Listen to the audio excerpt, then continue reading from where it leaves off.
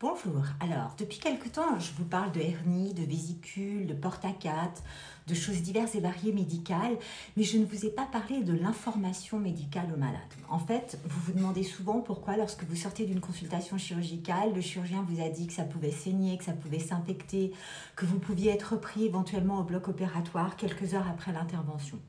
L'information médicale est primordiale et même obligatoire. Lorsque vous allez voir un chirurgien en consultation pour une chirurgie même bénigne, ce dernier doit vous expliquer quelles sont les complications possibles et ce que l'intervention va impliquer au niveau de votre état physique et de votre santé.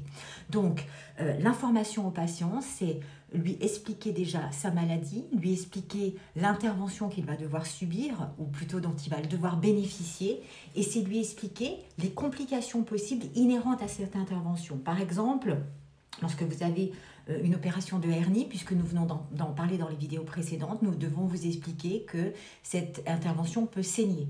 Il y a toujours un risque hémorragique dans n'importe quelle chirurgie, il n'y a pas de petite chirurgie.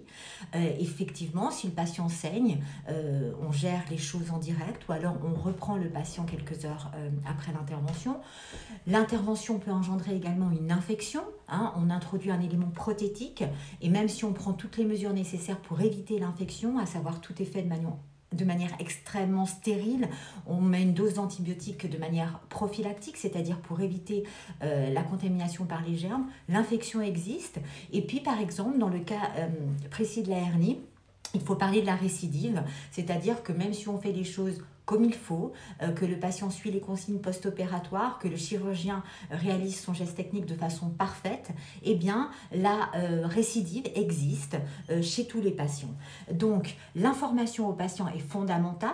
Alors, il ne faut pas effrayer le patient, bien sûr, mais elle est obligatoire et nécessiterait même la signature d'un papier qu'on appelle un consentement éclairé. Donc, l'information au patient, c'est quelque chose qui doit être fait au décours d'une consultation chirurgicale et avant un geste opératoire.